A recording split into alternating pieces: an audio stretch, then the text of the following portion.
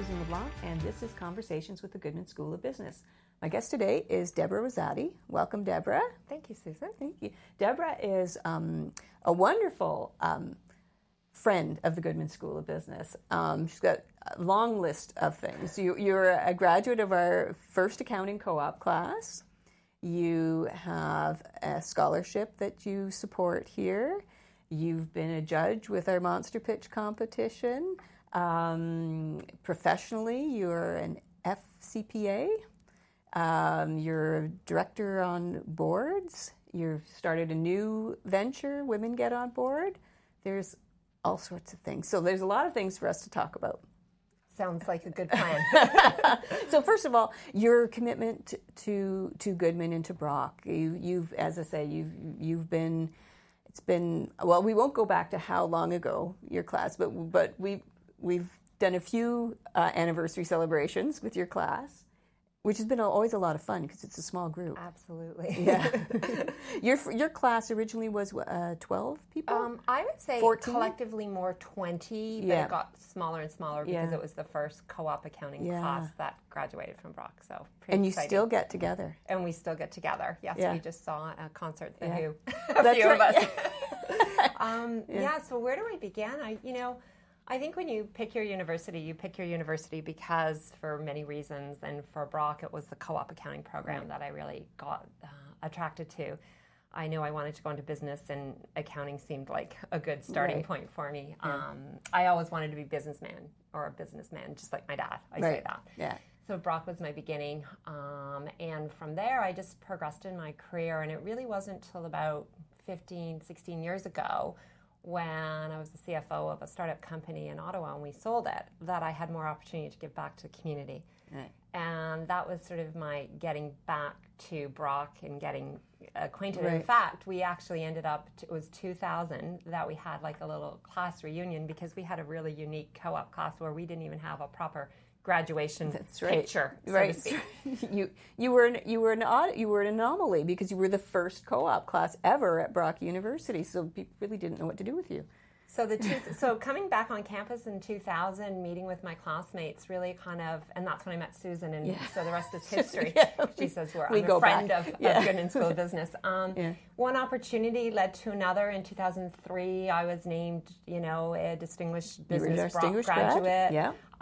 2007, I was, named to the top 30 from the past 30 for Brock. 2014, I was an honoree for the Beta Gamma Sigma. That's right. So I've had some really wonderful recognitions from Brock, but at the same time, if you want to be part of a community, you have to give back. And my calling for giving back is just a natural extension of wanting to be part of the university. And so a couple of years ago, I had an opportunity to create what we call the Deborah E. Rosati Entrepreneurship Fund award program.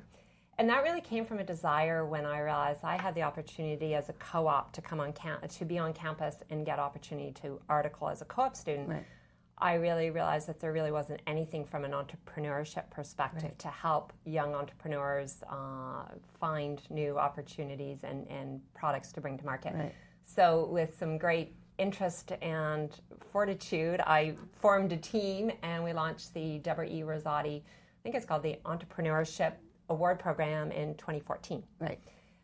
Which coincided with the first year that I had the opportunity to be a panelist, a judge for Monster Pitch, which is about creating the next generation of entrepreneurs. And so I'd have to say Goodman School of Business has been a great supporter for my initiatives because I think it takes an entrepreneur to know an entrepreneur, and I definitely am your consummate entrepreneur. You are, yeah. Which brings, so every opportunity I've had to give back to Brock, I'm happy to be part of.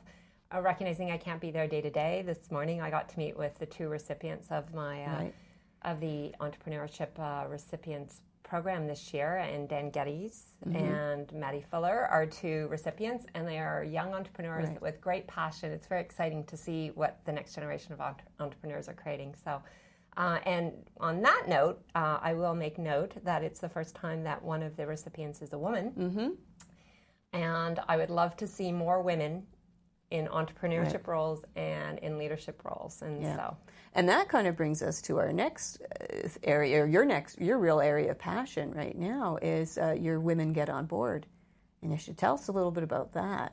So that really came from a passion over the years. I've been fortunate to serve on boards, and I've had the opportunity to speak at conferences and speak at panels on getting more women on boards. And so I literally created a slide deck, a presentation that said Women Get on Board, and it was really about the concept of women get on board. It was the affirmative as opposed to thinking about it. It was encouraging and empowering other women.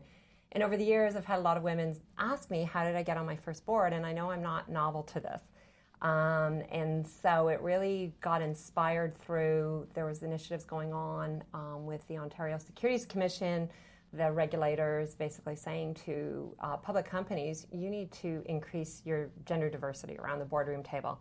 And we're going to put some rules around it called Comply and Explain. That was coming to market. There was a lot of great research from Catalyst, a research about how few women, I think the last report for 2015 was 15.7% of boards, public company boards, have women, and that's not good enough. No. And last week, recently, the Ontario government, provincial government, Kathleen Wynne, recognized and actually put a target out. So by 2019, she wants to ensure that all provincial boards have up to 40% of the representation of having women on the board.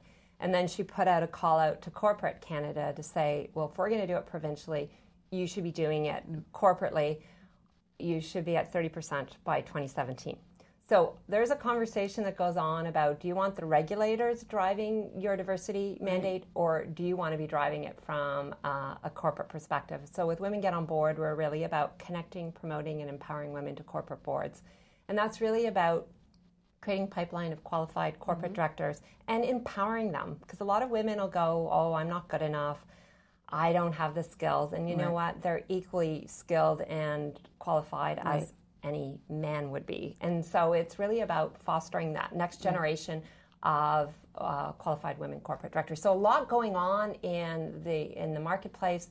It's a universal. If you look to Europe, a lot of the European countries have already brought quotas or targets in and have met that. Canada, we're behind the game, and it's a very exciting place to be. And so launched it last year. We have over 120 members and growing, and looking to just expand across Canada.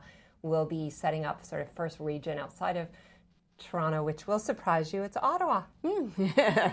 So very excited about that. Yeah, Ottawa being where you spent I spent 25 years of my professional career there. Yeah. So. And the nice thing is you've actually just hired somebody from Brock to help you out with that initiative. Your first, is it a co-op student or...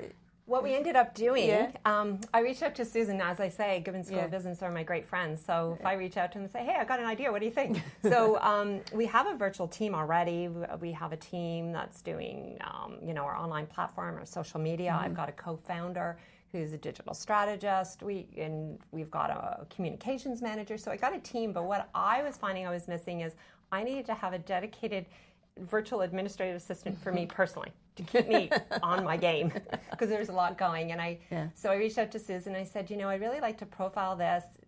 Is there a way we could work through Goodman School of Business, your career office, I think. Just recently hired. We had great interest. We had over 10 applicants apply, narrowed it down, and the recipient, or the virtual admin assistant / business analyst, is just graduated from the Goodman School of Business last Thursday. Yep. And her name is Elizabeth Hook. Well, and she's now going into, I think, her third week or fourth week. So very excited about bringing along that next generation of women leaders. Yeah, so it comes full circle. You started out off as an accountant, ended up as an entrepreneur. Yeah, I know. I just accounting was a means to an end. It was a great program. I like the business side of things, and I just have very much an entrepreneurial spirit. And that's what I always like to tell the accounting students too, is accounting just opens the doors to so many different things. Well, on that note, I can tell you that's been a bench strength for me as a corporate director. I can tick the box to say that I have financial expertise, and most of the board opportunities that have come into me are because I have that.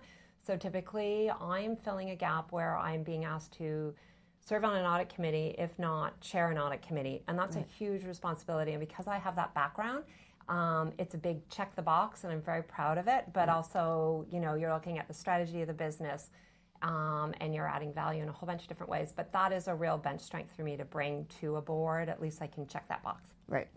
Well, I think that's all the time we have.